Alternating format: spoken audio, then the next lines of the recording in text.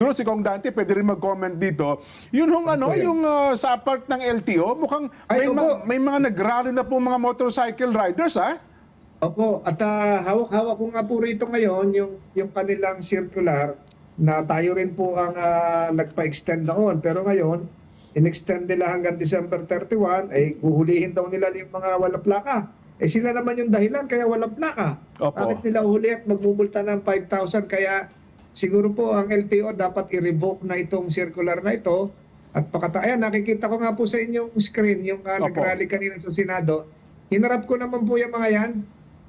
Sinabi ko na lang na wag nang sumugod sa LTO at baka kung ano pa ang mangyari doon. At ito po, kawawa itong sektor na ito. Ito yung naghahanap buhay eh.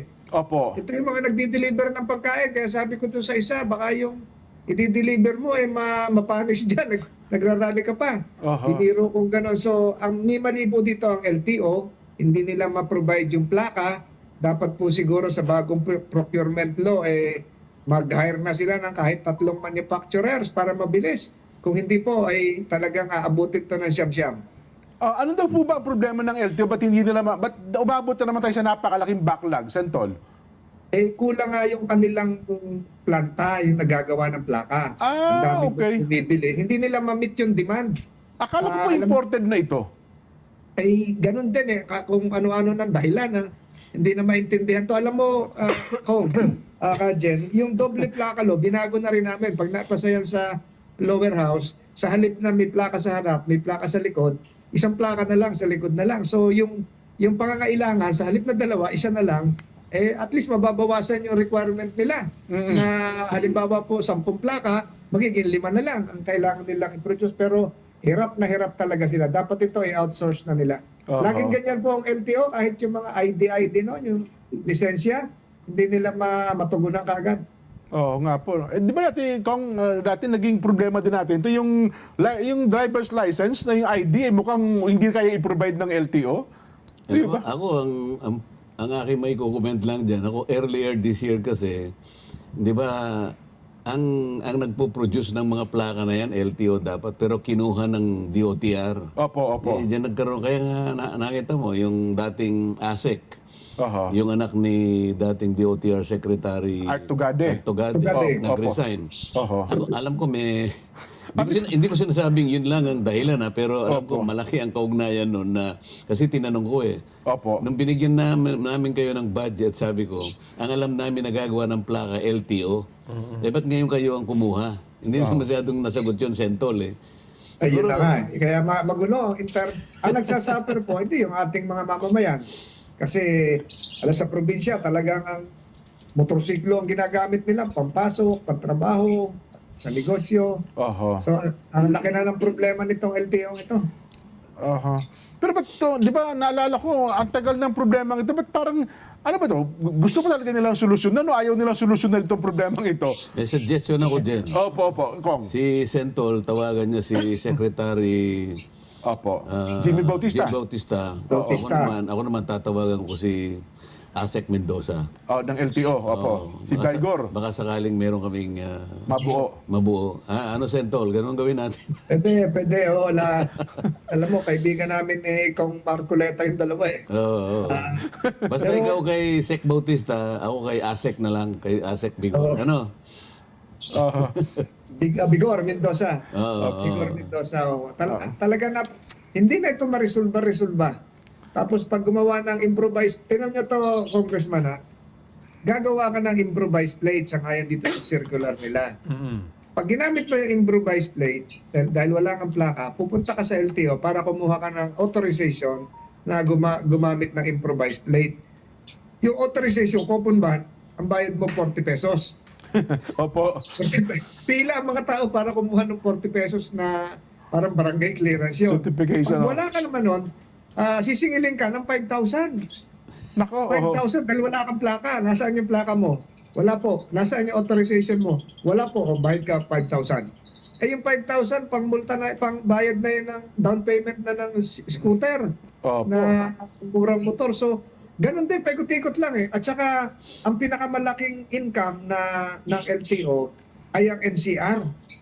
Ang pinakamalaking kinita sa lahat ng LTO sa buong Pilipinas. And yet, hindi nila ma-produce yung plaka. May problema talaga sa kahit meron talaga, no? Pero Ay, nako. Anyway, sana ho sa napagkasunduan nyo ni Kong Dante, bago matapos ang taon nito, matapos po yung problema kasi ang deadline natin hanggang December 30 na lang, Sentol. Opo. Di ba? At magulo yan na, ako po nagmumotor ako Kaya alam ko yan Kaya alam ko yung problemang ganyan masakit sa ulo at kawawa po ang ating mga tsuper. Aha. Ayun. Isang point na lang po, Santol. Yung pagpasok pala ng Russian submarine nung isang araw sa ating bansa, mukhang humahaba pa rin po yung issue. Ano dapat talaga dahilan? Yun ba dapadaan lang, humimpil lang, o kasi ang sabi, nakapangangamba daw ng gusto yung ginawang paghinto sa EEZ ng Pilipinas Opo Opo, kausap ko lang si Secretary Gibo Chodoro siguro 2 hours ago. Yun ay meron silang port call sa Malaysia.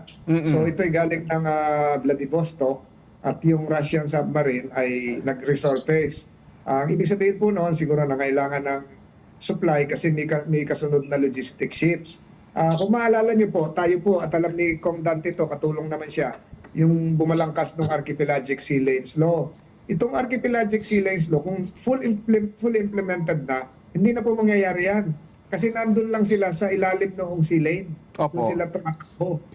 Kung saan man sila galing, sa Sibuto Strait, Celebes Strait, at sa Balintang Channel. Ito, medyo naligaw ito. At sang-ayon naman sa freedom of navigation, makakadaan sila basta expeditious and continuous voyage, pero kailangan ipakita yung flag. So yun yung aangat sila sa tubig. Aangat sila kasi submarino ito. Opo. So ganun kahalaga po yung Archipelagic Sea Lanes Law na ipinasa. Nakakagulat pero dapat po siguro talagang mapanatili natin yung vigilance ng Coast Guard at ng ating Philippine Navy. Well, at least sana malinaw yan kasi sa part ho ng sino ba nagsasalita sa Philippine Coast Guard na parang meron pa sa mga binabanggit, pero sa part naman nila ng National Security Advisor natin, Sina Jonathan Malaya, wala naman daw dapat ayang ipag-alala sapagkat yun pala bumagal lang ng bahagya kasi naapektuhan din pa sila ng sama ng panahon, Santol. Correct. Tama po kayo. Tama po kayo. At yun din po yung isa sa mga protocol pag meron mga emergency, pwede silang mag-seek shelter. Maalon po nung araw na yon. Apektado nga rin sila sa ilalim. Baka meron pa kayong gustong banggitin na Santol para sa ating mga kababayan po. Yun lang po, yung sa LTO, patuloy po natin tinututukan itong issue na ito. At salamat kay Congressman Marcoleta at kami magkakatulungan dito na sa ganun po madaling matapos na yung issue dahil kawawa talaga yung mga nagmumotor. Lagi na lang nahuhuli itong mga ito kahit tumingin kayo sa checkpoint. Ang checkpoint lagi yung motorsiklo Lagi na pag may bintangan Opo, hindi naman checkpoint yung masyado yung apat ang gulong na 4 wheels. Lalo pag nakakita ng kotse na maganda, pinalalampas na yun. Pero pag motor,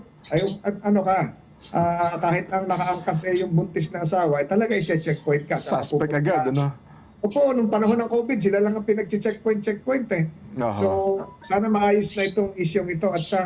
At muli, maraming salamat. Long time no see, no hear. Ako'y babalik muna doon sa loob. Baka hindi ko na alam kung anong pinag-uusapan nila doon. Opo. Okay, Sen, salamat po. Ingat po kayo, ha? Ayan. Salamat po. Opo. Buhay ka, Sen. Mabuhay kayo, Dante, Nelson.